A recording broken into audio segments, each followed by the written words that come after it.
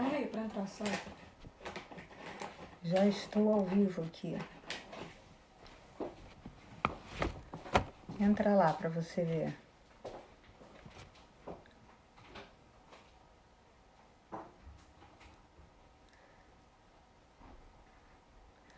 Olá, boa noite, pessoal. Esperar um pouquinho mais o pessoal entrar. Olha, com muita alegria, viu, que eu inauguro essa live de uma maneira muito descontraída, né? Essa é a proposta. Eu trago aqui para esse canal uma série que se chama Boa Noite com o Dr. André Bacelar. Não sei se alguns de vocês já visualizou, né? É através dos canais da Deezer e do Spotify. Nós fizemos no formato podcast, chegamos a fazer uns 30 episódios dos temas mais variados do sono, né? De todos os transtornos de sono, de como nós estamos vivendo atualmente. Então essa era a proposta. E aí eu resolvi mudar um pouquinho esse formato para trazer aqui para um ao vivo, para interagir mais, né? Para tentar esclarecer dúvidas, para dar dicas de como se dorme melhor. Então eu espero poder contribuir mesmo essa informação para melhorar a qualidade de sono, né, de toda a população. Então fiquem à vontade para mandar perguntas, mandarem comentários. Estou aqui para isso, né, para a gente ter um bate-papo.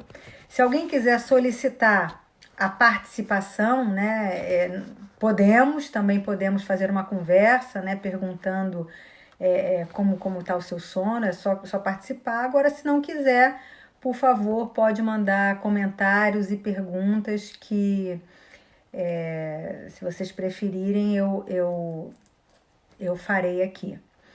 Bom, eu queria começar, né, para esquentar um pouquinho, né, enquanto não tem nenhuma pergunta aqui, falando sobre o que aconteceu com o sono. Né? A gente está vivendo aí, estamos indo para 1 ano e 4 meses de pandemia e na verdade o sono do mundo mudou e o sono do brasileiro também mudou. Algumas mudanças objetivas que todos nós sentimos na pele foi a questão do horário de dormir. Normalmente a gente dormia um pouco mais cedo e despertava com o despertador. 73% da população usava despertador. E aí quando veio o lockdown, isso caiu para 16%. Então foi uma grande mudança. Quer dizer, no momento que você não precisa despertar com o despertador, você começa a obedecer um pouco mais. Como é o seu sono? Qual é o seu cronotipo? Né? Já é um conceito importante aqui para todos nós.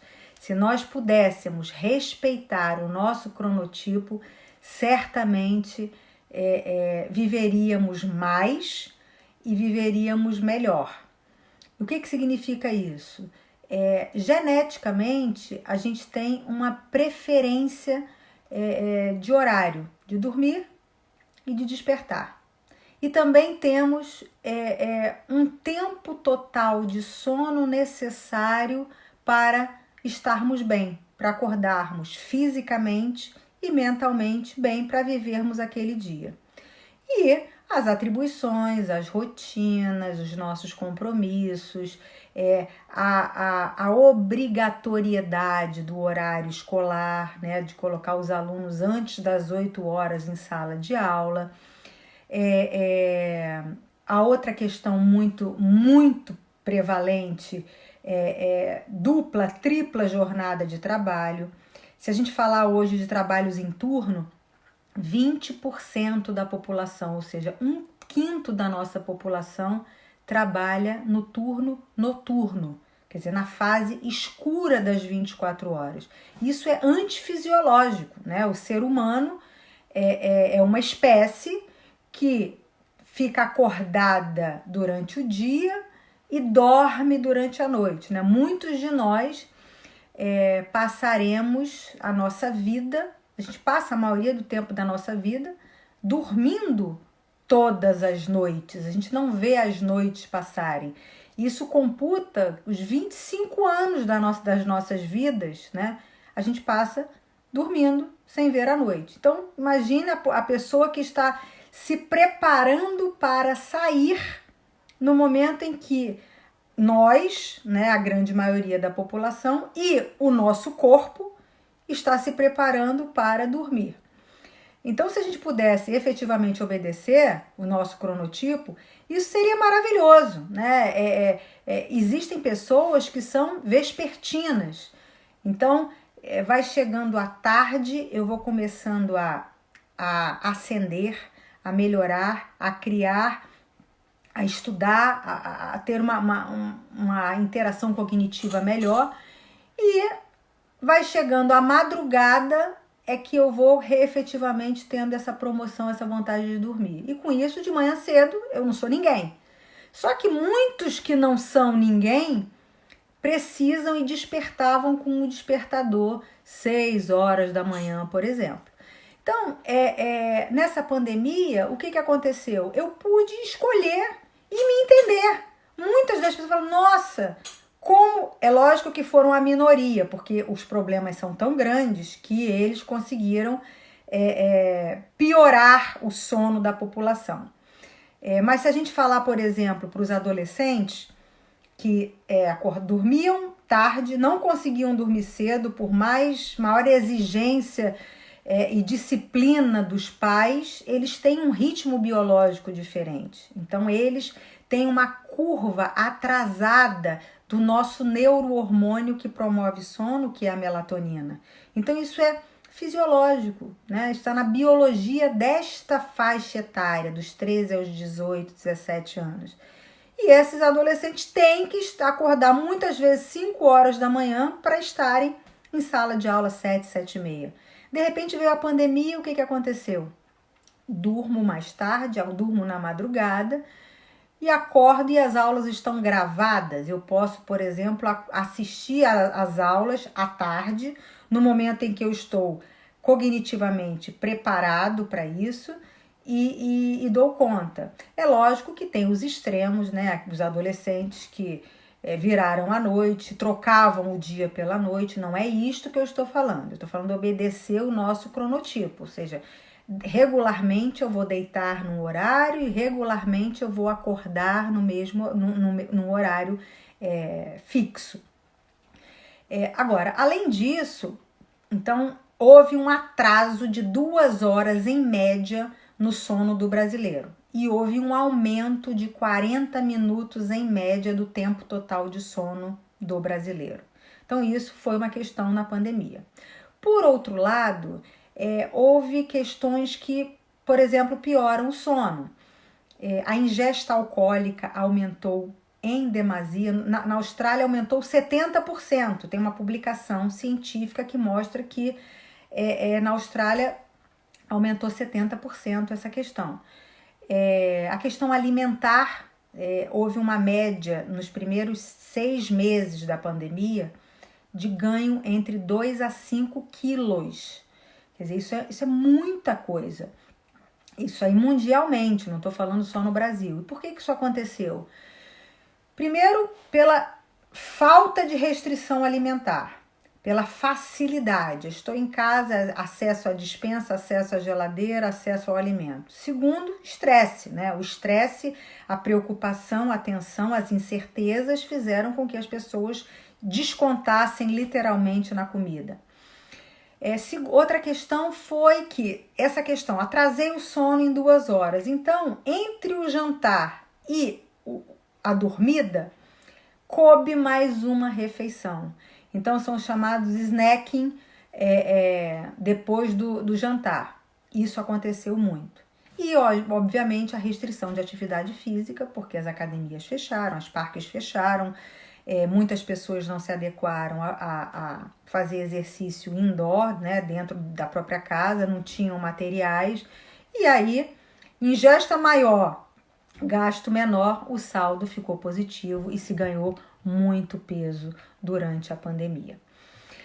Bom, além disso, então, se a gente for olhar o sono melhorou para um grupinho de pessoas, 8% das pessoas, mas ele piorou para 41% das pessoas. Por quê? Porque dormir é uma entrega. Eu tenho que estar com a mente vazia, despreocupado, para que eu consiga entrar, promover esse sono. E o que aconteceu durante a pandemia? A gente não tinha nada certo. A saúde não estava certa, o medo de pegar esse vírus, o que ele faz, aonde ele nos leva, o medo de morrer, o medo de não tem vacina, não tem medicação, não tem leito, independente da classe, independente do gênero, independente das comorbidades, independente da idade, né? É literalmente uma roleta russa. E aí, como médica mesmo, é uma roleta russa. Existe o fator de risco, né? Por isso é que tem as vacinas emergenciais, existe. Mas existem pessoas sem comorbidades jovens que morrem do vírus e das complicações dele. Então, isso gerou um pânico muito grande e pessoas que já tinham alguma predisposição, alguma mínima, ou eu já tive um transtorno de ansiedade, já tive uma vez depressão na vida, tenho uma história familiar, isso é muito importante nessa questão mental, emocional e do sono. O histórico genético tem um peso muito grande para que a gente desenvolva nesta vida, fenotipicamente, desenvolva alguma manifestação do sono emocional, e no meu caso especificamente neurológica, quer dizer, doenças neurológicas por conta de não dormir bem. Então, a pandemia veio, a incerteza da saúde. A outra questão, quer dizer, quais são os grupos de maior risco? Mulheres, pessoas que moram sozinhas, epicentros, pessoas que moram em grandes cidades, pessoas que estão em casa ou trabalhando em home office, tem mais chance de ter insônia ou problema de sono. A faixa etária, vamos ver se vocês conseguem descobrir qual foi a faixa etária mais atingida na pandemia. Eu quero que vocês coloquem aqui. Aliás, eu vou começar a ver aqui se tem perguntas para eu já começar também a interagir com vocês, senão eu fico falando aqui sozinha.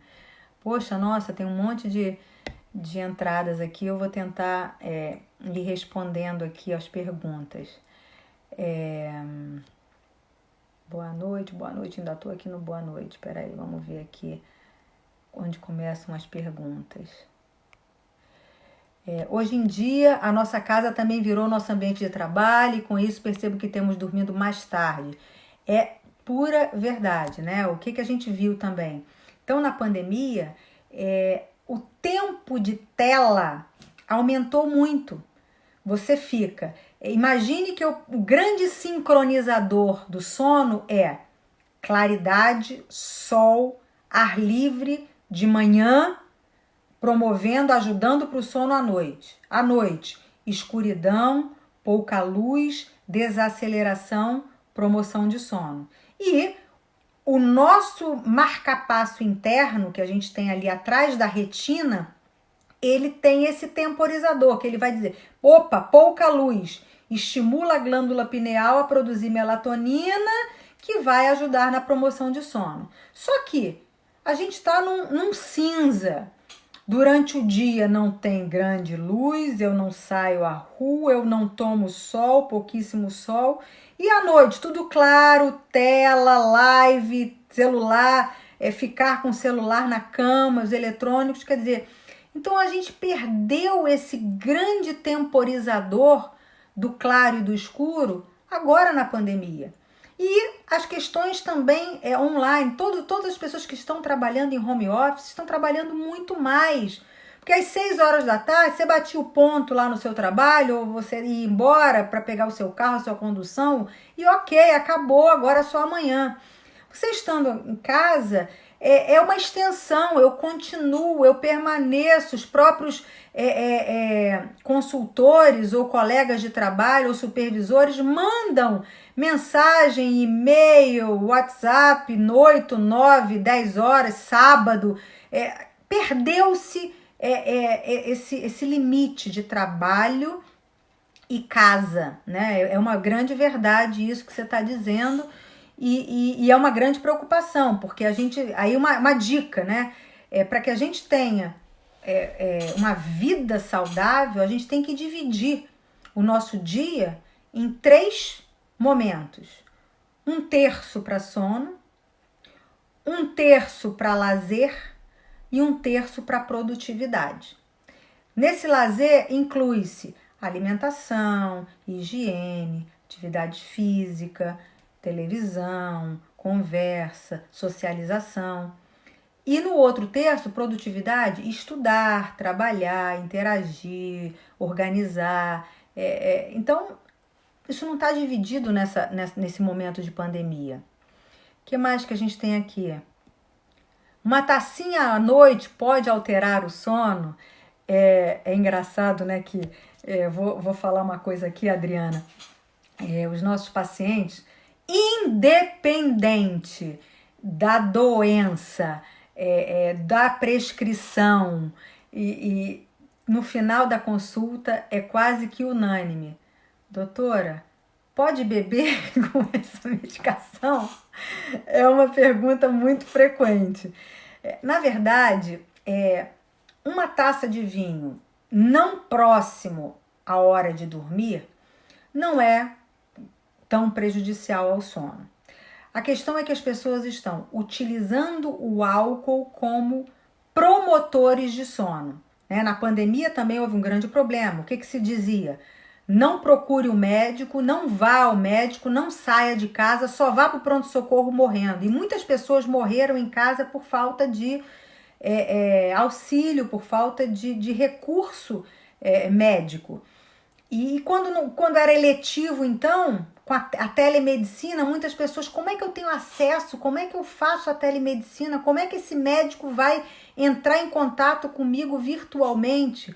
Né? Isso foi muito novo, então as pessoas não tiveram acesso aos médicos. Aí, poxa, eu preciso dormir, não consigo dormir, piorou muito o meu sono. Eu já tive um problema, melhorei, mas agora eu tenho de novo. Eu estou com problema, piorou muito o problema.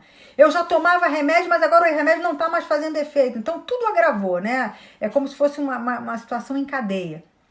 E aí as pessoas... Bom, então o álcool é um depressor do sistema nervoso central.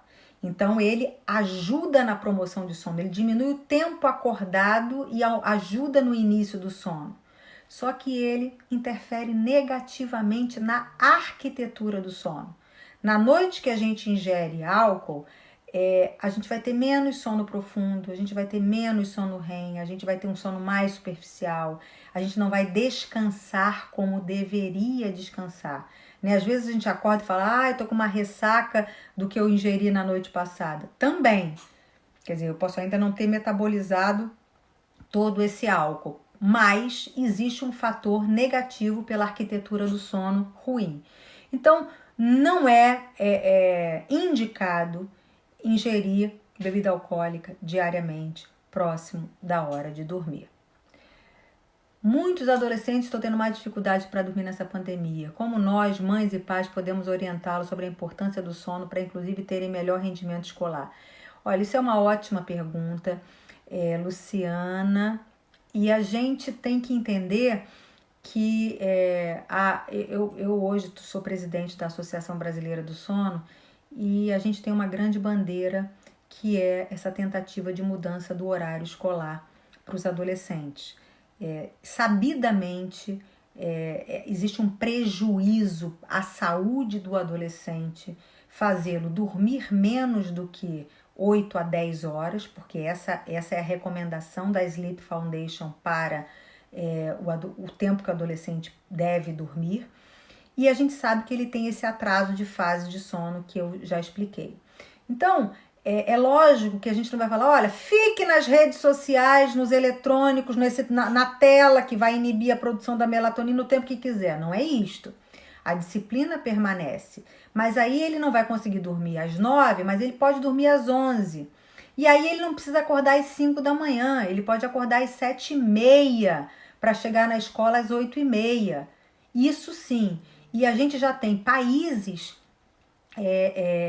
que adotaram, que já mudaram, que é lei, essa entrada, né, do high school, do nosso ensino médio às 8h30, e já existem publicações mostrando a influência positiva no rendimento acadêmico desses adolescentes e também um equilíbrio emocional, né? Quantos adolescentes nós vemos aí que estão sofrendo de transtorno de ansiedade, mutilações por transtorno de ansiedade, ganho de peso por não interagir, não fazerem atividade física, dormirem mal. A gente sabe que dormir mal interfere muito negativamente no peso, né?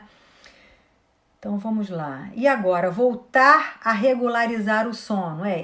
Elza, realmente existem pessoas que voltaram ao normal, quer dizer, tem que voltar ao trabalho, voltar à rotina. É uma verdade, né? O que a gente muitas vezes conseguiu, dependendo da sua empresa, você não precisa estar sincronamente no mesmo horário de funcionamento. Isso independe. Eu vou ver um processo.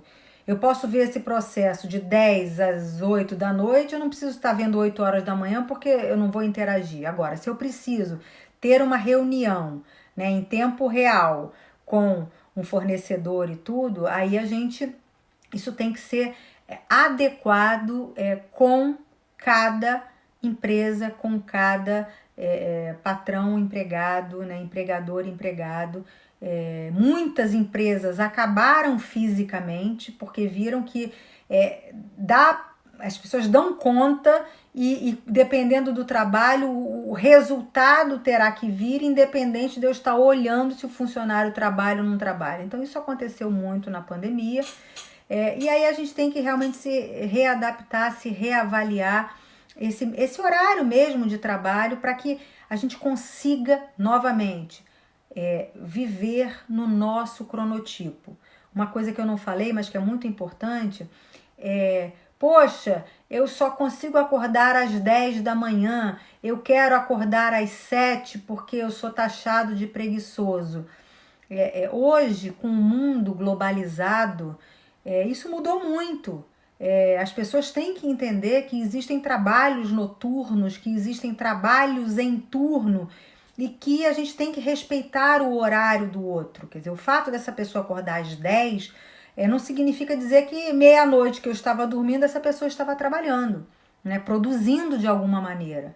Então, esse respeito tem que entender dentro da própria casa, barulho, né? Eu tenho muitos pacientes que tem esse problema, porque a casa começa a funcionar, mas ele foi dormir muito tarde e aí precisaria de um silêncio nesse período ainda do turno da manhã.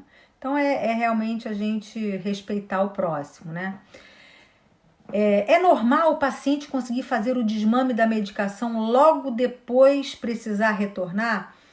Olha, Áurea, nessa pandemia eu quero te dizer que é consenso dos médicos não retirar medicação controlada se o paciente estiver bem e controlado. Coisa que a gente faria normalmente, bom, já estabilizou, já está bem, não está mais deprimido, está dormindo bem, não tem mais transtorno de ansiedade, o toque melhorou, a dor de cabeça passou, não tem mais crise de enxaqueca, enfim. Independente das questões, se eu estou fazendo uma medicação contínua, diária, a gente está mantendo essa medicação porque a chance da gente diminuir e esse paciente recidivar, voltar a ter a queixa que ele tinha, é muito grande. Então é muito importante a gente entender esse momento. O ser humano vive em comunidade, né? Por mais flexibilização que a gente esteja vivendo, nós não estamos mais naquele lockdown, é verdade, mas a gente não está... qual é o seu escape de bem-estar atualmente, né? Qual é a sua válvula de escape hoje, né? Tudo bem, voltei a trabalhar, voltei a pegar a condução, vou para o trabalho, volto do trabalho, cozinho, vou ao mercado e tal. Mas isso está seu normal? Você consegue ir na sua casa de praia? Você consegue marcar uma viagem? Você consegue jantar na casa de um amigo? Você consegue ir num barzinho fazer um happy hour com seus colegas de trabalho? Enfim, vou ao cinema, vou à praia, sem preocupação, porque ainda tem um problema, eu até vou à praia, mas a preocupação, vou parar onde, vou encostar em quem é que vai estar do meu lado, não estamos normais. Então, isso é uma grande questão da medicação, nós não estamos retirando medicação, viu?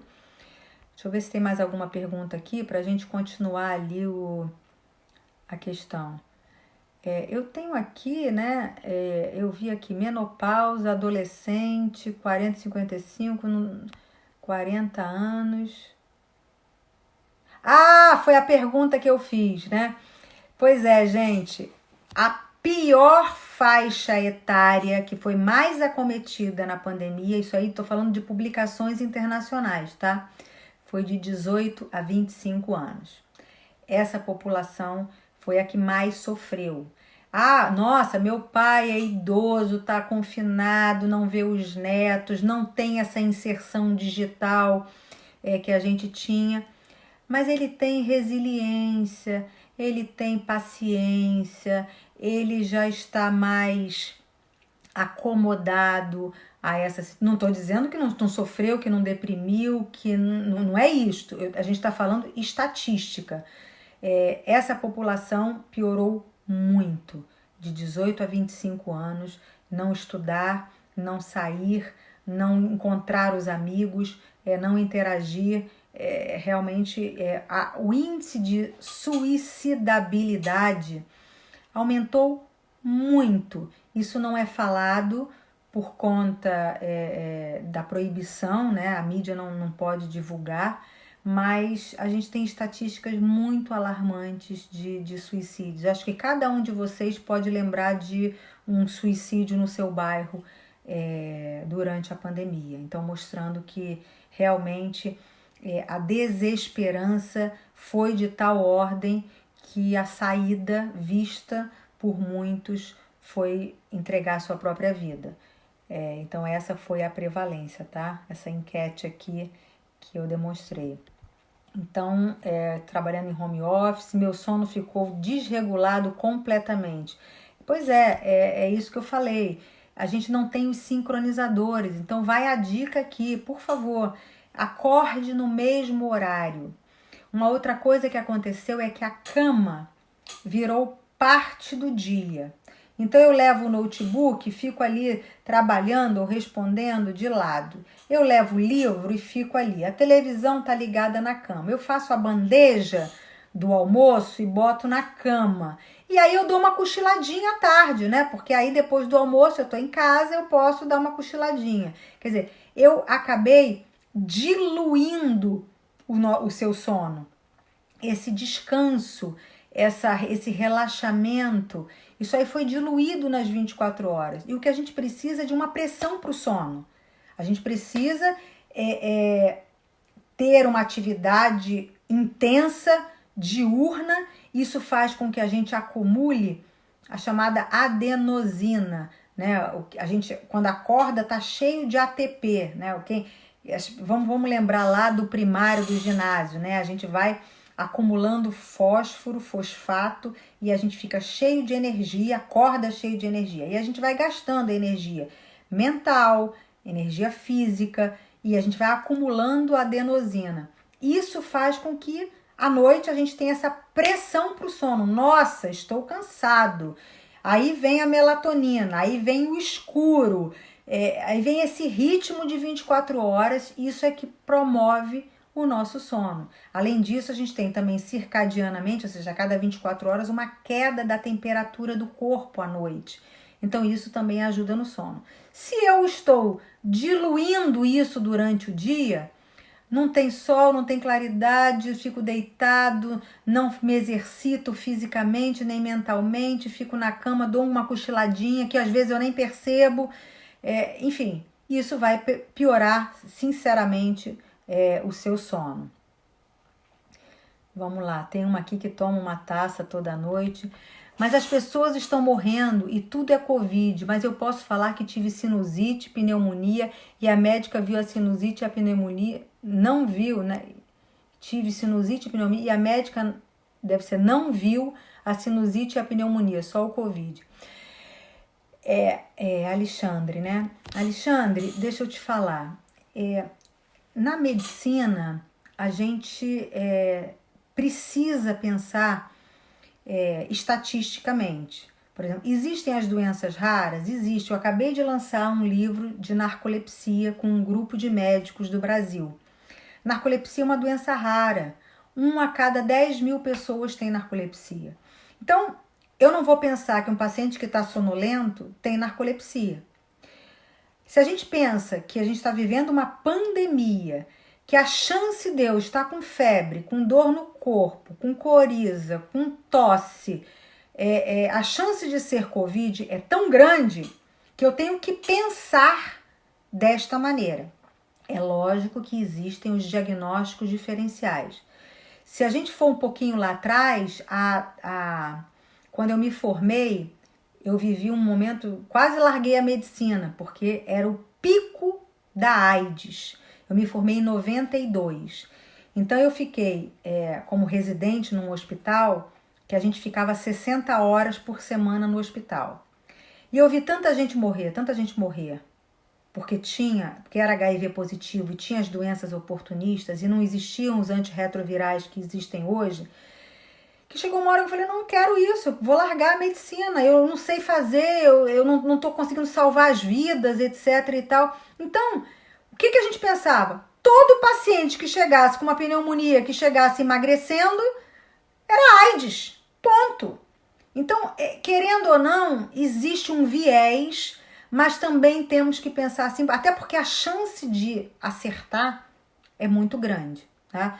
Então, logicamente, nem tudo é Covid. Muitas pessoas morreram de câncer, muitas pessoas morreram de infarto em casa, muitas pessoas não tiveram diagnósticos precocemente feitos porque não fizeram exames preventivos, né? O câncer de mama aumentou muito porque em 1 ano e 3 meses diminuiu-se drasticamente a quantidade de mamografias feitas preventivamente. E assim, tantos outros transtornos.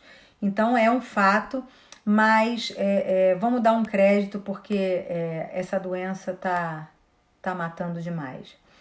Bom, eu tomei a amitriptilina junto com ginkgo biloba. A senhora tirou em março do ano passado. Eu queria saber se posso usar esse remédio comum da farmácia.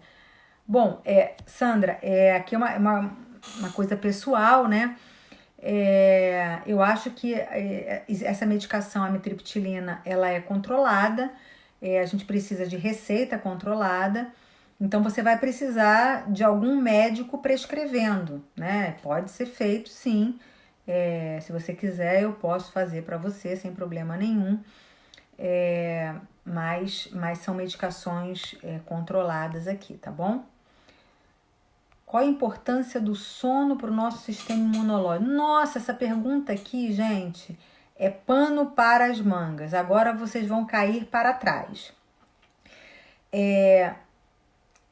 O sono, ele tem muitas funções. Um dia a gente vai ter essas lives aqui agora, espero que sejam frequentes, espero que atraia, que agrade, né? Então, o que eu te tenho para dizer é que o sono é fundamental para reestabelecer o sistema imune. O que é o sistema imune? É o nosso sistema de defesa do corpo. Então, se a gente dorme mal, cronicamente, a gente não tem essa defesa adequada. Antes da pandemia, ai, nossa, eu fico gripada com uma frequência, 2, 3 vezes por ano eu me pego gripada. Isto provavelmente tinha uma correlação com o seu sono, ou quantitativamente menor do que você precisa, ou a qualidade, a arquitetura do sono está comprometida. Ah, como é que eu posso ver a arquitetura do sono? Através da polissonografia, quer dizer, um exame que estuda o seu sono e e o médico pode analisar inúmeras variáveis numa única noite. Hoje, com a pandemia, também houve essa facilitação. O mesmo exame completo que é feito no laboratório pode ser feito em casa, pode ser feito no domicílio. O técnico vai, monta todos os eletrodos e no dia seguinte ele vai e desmonta todos os eletrodos, né? A maioria dos planos de saúde cobrem esse exame e aí é um auxílio muito grande, é uma ajuda muito grande para o médico para saber exatamente isso. Você tem sono profundo? Você tem um percentual de sono profundo adequado? Você tem microdespertares? É um sono fragmentado que você não toma consciência que tem esse sono ruim? Então isso é através desse exame. E aí voltando para o sistema imunológico. Nesse sono profundo, que a gente passa 25% da noite nele, é o momento que a gente produz a chamada interleucinas. A gente tem uma cascata, da mesma maneira que a gente tem uma cascata para coagular, né, para arrumar o trombo e não ficar sangrando, a gente também tem uma cascata imunológica, que ela vai se desenvolver quando entra um agente externo, um agente agressor. Vocês já ouviram falar doença autoimune? O que é isso? Autopróprio. Então, eu começo a desenvolver células de defesa contra as minhas próprias células. Por isso é que é chamado doença autoimune. Pois é. Então, o sono, ele é essencial, fundamental para se ter um sistema imunológico competente. Ora, estamos querendo ir atrás do quê? Todo mundo esperando a sua idade chegar para quê? Para nos vacinarmos, né? Pois é. O que adianta eu me vacinar se eu vivo em privação de sono? Pode ser voluntária, né? Eu não durmo, viro à noite, acordo cedo, não quero saber. Quer dizer, que essa conta você vai pagar lá na frente, não tenho a menor dúvida disso. Ou eu tenho uma privação de sono involuntária, eu não consigo dormir, eu acordo, vigio, alerta de madrugada, sem conseguir manter o meu sono. Eu posso ter algum problema próprio do sono que eu não posso depor. Uma coisa é eu falar, eu não consigo dormir, isso é uma insônia. Agora, eu acordo de madrugada, eu não sei por que eu acordei. O que está acontecendo nessa noite que me faz não acordar adequadamente, não acordar bem, ou acordar de madrugada se eu deveria dormir a noite toda? Pois é, então meu sistema imune está comprometido. Aí eu vou me vacinar. Existem muitas publicações que mostram que quem dorme mal, quem está privado de sono, principalmente próximo da data da vacinação, essa vacina pode não pegar. Então imagina vocês querendo tanto uma vacina, mas eu não me preocupei com o meu sono, que eu preciso ter esse sistema competente para ele entender que eu coloquei um antígeno ali dentro, um corpo estranho, e que eu tenho que desenvolver anticorpos competentes que me deixem imunes a esse antígeno. E isso passa necessariamente por um sono de qualidade, gente. Então, se essa live hoje serviu para alguma coisa no meio dessa pandemia, com a vacinação aí acontecendo, é para isso. Preocupem-se com o seu sono, ele precisa estar de qualidade. Se você está privando de sono voluntariamente, entenda que você está se boicotando, você está dando um tiro no pé.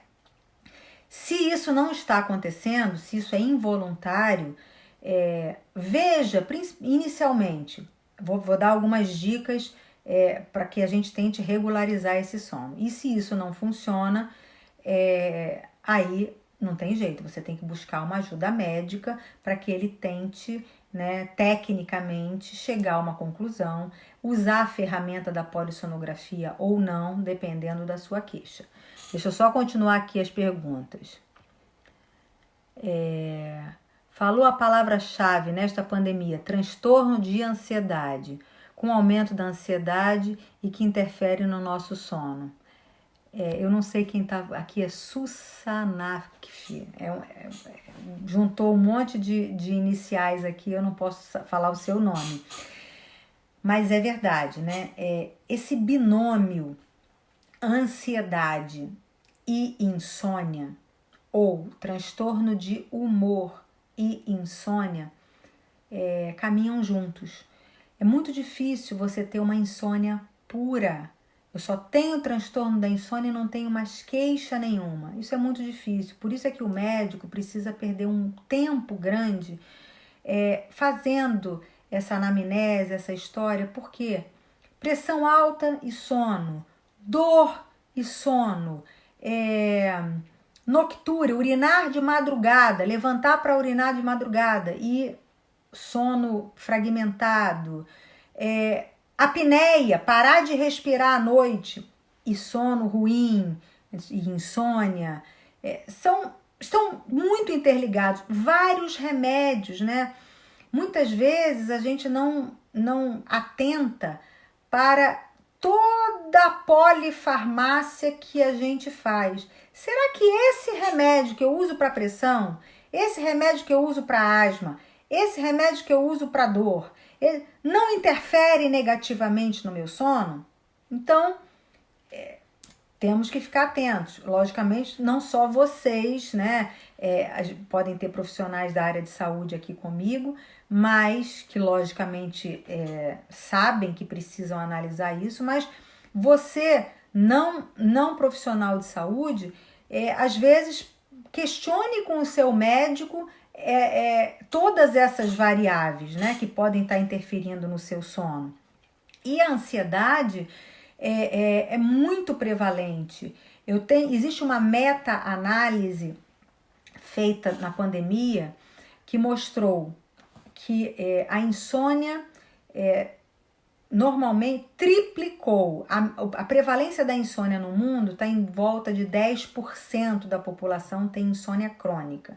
No Brasil, a média é 15%, quer dizer, que tem dificuldade para pegar no sono, pelo menos pegar, manter ou despertar precoce 3 vezes por semana por pelo menos 3 meses. 15% da população, antes da pandemia. Os artigos mundiais mostram que 34% da população está com insônia, que 47% da população está com transtorno de ansiedade e 45%, 2% a menos, está com depressão. Meta-análise é você pegar estudos de vários países, né, de vários lugares, juntar, compilar, colocar em ordem, tudo que foi analisado nos mesmos artigos, a gente colocar junto e analisar com um N muito maior. Então, entendam, metade da população com ansiedade, metade da população deprimida e 1/3 da população com insônia, e isso acontecendo conjuntamente, quer dizer, como não pensarmos que a gente tem uma epidemia dentro desta pandemia? É lógico. E as notícias não nos ajudam, porque se a gente liga a televisão, que aliás é um outro fator de risco, né? Questões financeiras, estar desempregado e ter baixa renda, né? Já ter baixa renda antes da pandemia, isso é fator de risco para insônia. E noticiários. Foi visto que pessoas que ficaram vendo notícias diariamente por muito tempo sobre a Covid, sobre a pandemia, também adoeceram, também estão com problemas de sono. Então, dicas, a gente vai falando aqui, né, uma por uma. Você precisa, primeiro, descobri o meu cronotipo. Vou tentar dormir no mesmo horário, vou tentar acordar no mesmo horário. Se eu deitei e não consegui dormir em 30 minutos, eu tenho que levantar da cama. Vamos fazer uma atividade monótona, vamos meditar, vamos tentar ler um livro com pouca luz, ou até ver uma televisão na penumbra, num programa monótono, né? Não vou botar aquela série que está no clímax que eu quero saber. É lógico que eu vou aumentar o meu grau de alerta, mas minimizar isso. Se eu tiver com pensamentos intrusos, se eu estiver preocupada, se eu estiver lembrando de afazeres e tudo, pega um papel e anote.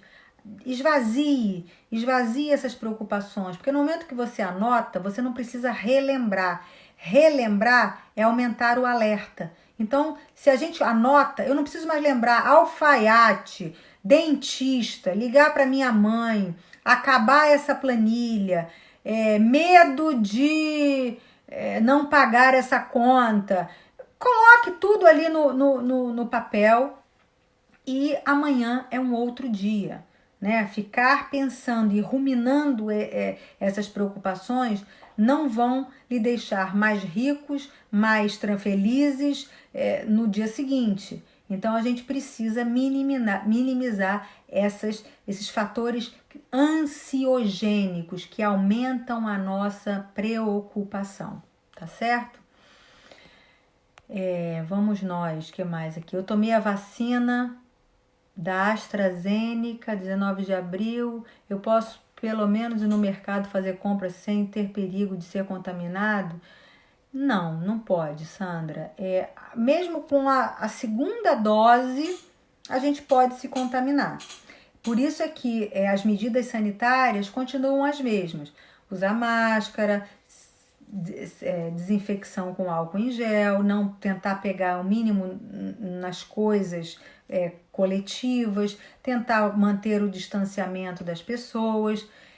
E o que a gente espera que aconteça é que, eventualmente, se eu entrei em contato com o vírus, se ele entrou na minha via aérea, se ele foi reconhecido e com isso eu comecei esse processo de infecção, que eu não tenha essa tempestade imunológica que é o que o vírus gera, e isso gerando essas complicações, né? Chances de tromboses, obstruções e comprometimento grande dos nossos alvéolos e assim sucessivamente. Então, é lógico que quanto primeira vacina e segunda vacina, a gente se sente mais protegido. A gente sente que se eventualmente eu tiver essa doença, muito pouco provável eu terei a forma grave da doença, mas existe chance sim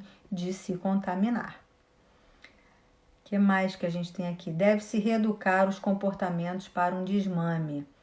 Provavelmente, né, falando da medicação, é lógico, quando a gente pensa em transtornos de sono e principalmente em insônia, em transtorno da insônia, os pacientes que buscam ajuda, eles não estão com a insônia há um mês.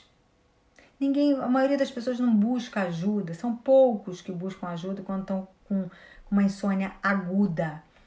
Na grande maioria das vezes, a queixa existe em longo prazo, eu já me automediquei, eu já usei o remédio do meu tio, do meu parente, do meu vizinho.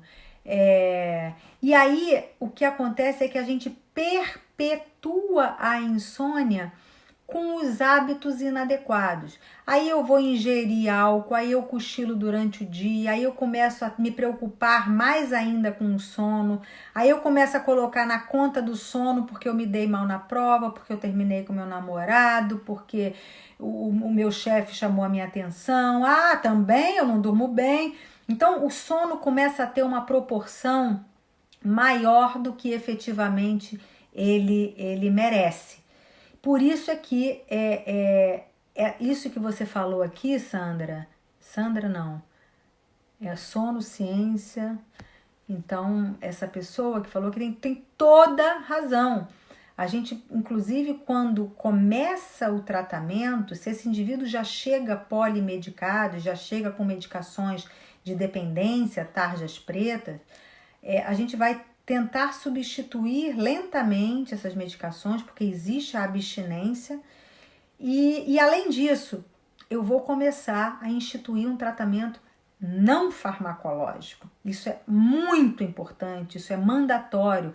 Em todos os consensos, né, os guidelines do mundo americano, europeu, etc., eles determinam que a primeira escolha, que o chamado padrão ouro de tratamento, é o tratamento não farmacológico, que passa pela higiene do sono, mas não é apenas a higiene do sono, né? Então, essas técnicas que a gente ensina e que o terapeuta irá fazer com este paciente, não só mudar comportamento, como desconstruir essas crenças ao longo de anos, definindo que existe uma correlação da sua insônia com isso ou com aquilo. Então isso é muito importante. Se a gente não faz isso, a chance de daqui a pouco eu piorar novamente, eu precisar de mais remédio, eu escalonar a dose de remédio, aí as pessoas chegam com uma dependência enorme de medicações que não deveriam estar sendo usadas para a insônia. Narcoléptico pode fumar maconha para dormir? Aline, olha, maconha é considerada uma droga ilícita. Os canabinoides que hoje estão assim, pulverizados, inclusive na medicina, existem algumas evidências científicas em algumas enfermidades, mas não em todas. E isso é muito importante porque quando surge uma medicação ou uma técnica nova, as coisas se espalham e todo mundo quer fazer o uso, todo mundo acha que aquilo é a resultante, aquilo é o que vai funcionar, eu preciso tomar canabidiol porque isso que vai resolver. Ele vai resolver a depressão, a insônia, a demência, a epilepsia, a enxaqueca, quer dizer, como é que pode fisiopatologias, mecanismos de ação completamente diferentes, mas é um único remédio que resolve tudo. Então, não é indicado, né, maconha para tratar nada. O fato de fazer uso é mais um comportamento que não necessariamente vai ajudar, né? A pessoa com narcolepsia tem uma sonolência excessiva diurna. Existem comorbidades muito frequentes com pacientes com narcolepsia, vários problemas intrínsecos do sono, depressão, ganho de peso. Então a gente tem que ver quais são as medicações necessárias e que possam combinar com as medicações do alerta, as medicações para a cataplexia, que é aquela perda da força muscular, se aquele indivíduo tiver também a cataplexia. A atividade física ajudou muito a controlar a ansiedade e ter um sono mais tranquilo. Olha, gente, tá aí uma dica, não é nem tratamento, né? Porque é saúde. Fundamental. É uma outra dica dos top 5. Todas essas 44 pessoas que estão assistindo essa live devem fazer atividade física. Precisam. Se você não faz exercício físico, encontre em algum momento na sua rotina fazer atividade física. Porque é bom para tudo, não só para o sono. Qualquer médico, imagine, da mesma maneira que você está falando de canabidiol, que serve para tudo e que ainda não tem evidência científica, a atividade física tem evidência científica em todas as áreas da medicina. Se você for no ortopedista, se você for no ginecologista, no geriatra, no clínico, na endócrino, no neurologista, todos vão perguntar se você está fazendo atividade física. Ora, por que isso? Porque a gente tem evidência científica que o exercício físico gera longevidade, gera um envelhecimento saudável, evita doença, melhora a doença, diminui o número de medicações. Agora, na Associação Brasileira do Sono, nós acabamos de iniciar um curso para profissionais educadores físicos, porque a gente acha que as pessoas que não estão doentes, não estão em tratamento e dormem mal, elas vão falar com um professor de educação física. Eles chegam na academia, dormir mal, o que eu faço para dormir bem, qual é o exercício que eu faço, etc. Quer dizer, mostrando que o exercício físico melhora o sono e o sono de qualidade melhora esse condicionamento físico, melhora o vigor, as fibras musculares, a propensão a controle de um monte de doenças. Então, é fundamental a gente fazer atividade física. Qual? Depende da sua proximidade, do que você pode fazer, do que está ao seu alcance financeiro e físico e logístico, mas faça, procure ver no seu bairro, na sua redondeza. Hoje as coisas já estão abertas, as praças, as academias, respeitando o distanciamento. Então comece devagarzinho, não é chegar, para a gente correr a maratona, a gente tem que começar com 1 quilômetro. Então vá, 20 minutos, faça um pouquinho, depois a gente aumenta o tempo, aumenta o percurso, aumenta a intensidade, mas comece a fazer atividade física. 41 anos, quanto tempo de sono é ideal? Qual é o horário ideal para se preparar para dormir e acordar? Jaqueline, foi o que eu falei. Existe uma recomendação da Sleep Foundation para o tempo total de sono. Dependendo da sua faixa etária. Entre 40 e 60 anos, está lá 7 a 8 horas. Isso é a média. Eu tenho um viés aqui até 6 e aqui até 9. Então, de 6 a 9, sendo que de 7 a 8 é a maioria das pessoas. Agora, qual é o seu tempo? É isso que você tem que perceber. O seu tempo ideal. Qual é o horário que você se sente bem acordando?